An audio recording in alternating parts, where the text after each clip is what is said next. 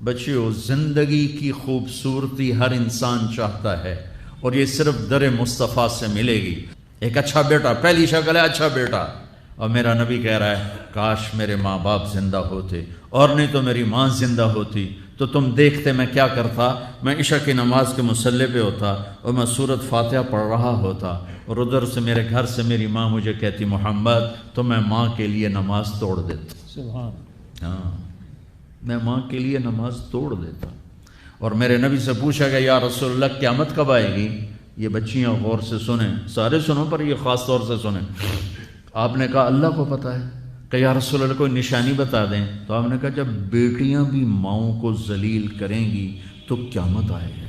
جب بیٹیاں بھی ماؤں کو ذلیل کریں گی تو قیامت، ان تلد الامۃ ربتہا، جب ماں کے ساتھ بیٹیاں نوکر جیسا سلوک کریں گی، نوکرانی جیسا سلوک کریں گی تو قیامت کے نکارے پہ چوٹ پڑ کے رہے گی۔ یہ نہیں کہا جب کفر پھیل جائے اور جب اسلام مٹ جائے گا، حالانکہ قیامت اس وقت آئے گی جب دنیا میں ایک مسلمان باقی نہیں رہے گا۔ یہ واقعہ کی سنگینی کو بتانے کے لیے فرمایا جب ماؤں کو ذلیل کیا جائے گا قیامت آ جائے گی۔ میرے نبی نے فرمایا عمر تیرے دور میں ایک شخص آئے گا اویس،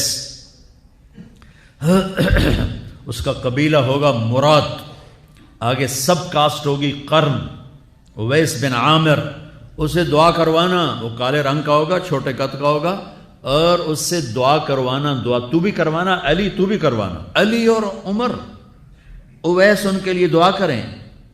انہوں نے پوچھا کیوں؟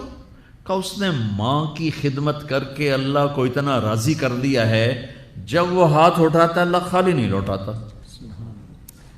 اللہ کی قسم عمر و علی کو اویس کی دعا کی ضرورت نہیں تھی، امت کو پیغام دینا تھا کہ مائیں ذلیل ہو رہی ہیں آج، اور باپ جوان اولاد سے چھپتے پھر رہے ہیں، تو میرے رب میرے نبی نے یہ آگے پیغام دینا تھا کہ نبی ہو کر رسول ہو کر کہہ رہے ہیں کاش ماں ہوتی تو میں اس کے لیے نماز توڑ دیتا۔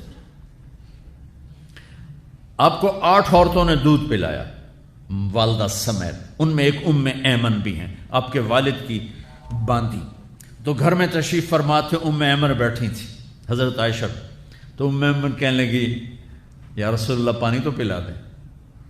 تو اللہ کے نبی ایک دم اٹھے، تو حضرت عائشہ ناراض ہو گئی، ایمن اللہ کا رسول کو کہتی پانی پلا، تو اور کیوں نہ کہوں، میرا بیٹا ہے، میں نے دودھ پلایا ہے۔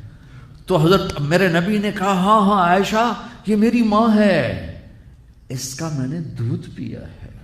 آپ اٹھے، گھڑے میں سے پانی بھر کے یوں دونوں ہاتھوں سے حضرت ایمن کو پیش کیا جو حبشی باندی تھی، چونکہ دودھ پیا ہے تو ماں کا لفظ صادق آ گیا، تو بجائے اس کے کہ برا مناتے، آپ خادم بن کے اپنی ماں کو دودھ پلانے والی ماں کو آپ نے، حضرت حلیمہ سعدیہ تشریف لائیں، آپ نے اپنی چادر بچھا کر اس کے اوپر بٹھایا۔ ہمیں پیغام دینا تھا، آنے والے زمانوں میں یہ ہونا تھا۔ سبحان اللہ۔ امام ابو حنیفہ کا نام تو سب کو معلوم ہے نا، ایک اور عالم بتاتا ہوں، عبد الرحمن بن ابی لیلہ، ان میں علمی کھٹ بڑھ تھی بہت زیادہ، آپس میں بنتی نہیں تھی۔ تو ابو حنیفہ جیسی ہستی جن کے کروڑوں فالوور آج ہیں، ان کی ماں کہتی نعمان یہ مسئلہ ہے، جا کے عبد الرحمن سے پوچھ کے آ۔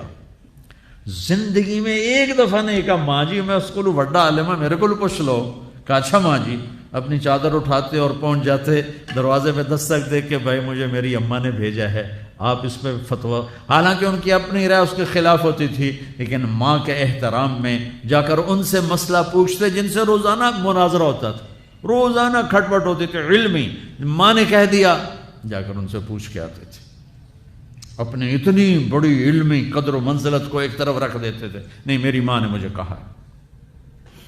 تو آپ سب نوجوان ہو، ماں باپ زندہ ہیں تو ان کی دعا لو، آہ نہ لو، دعا لو۔